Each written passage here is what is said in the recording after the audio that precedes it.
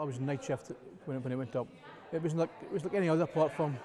There was no any feeling of being unsafe.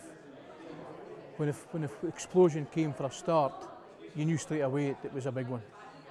I got blown back 20 feet back of deck. Accommodation doors were off the hinges, ceilings were down, and everybody was going up. You couldn't get below the deck for the flames. It was like a frying pan. First bang, flames came up, and they came along the bottom and up the side, so you couldn't get to your lifeboats and you couldn't get to the sides. The only way you had to go was to go up. Went into accommodation to make sure day shift was up, because as I said, I was working night shift. But the bang was big enough. They were waking, they were upstairs. By the time I got upstairs, it was pandemonium in the helideck, in the galley. So I went onto the helideck. It was knee deep in smoke. From the helideck, I went back through the accommodation, back out onto the deck, and I was trapped on the deck for maybe short an hour before the derrick had collapsed. And the rig actually broke in two. And instead of the flames coming up the sides, this side here came up the centre, which gave us a clear path to the side.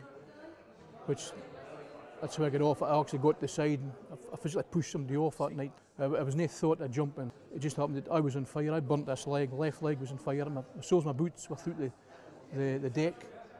And it was like walking in oil. It was that hot. I remember when I jumped off, I was also facing away from the platform. When I came back to the surface, I was in below the platform. And I remember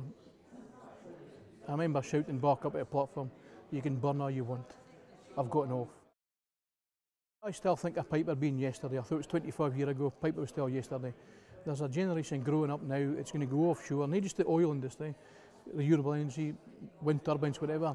They've never heard of Piper. There's still the same issues with safety that was on Piper. There's a brand new industry and it needs to be kept in the forefront that this could happen again.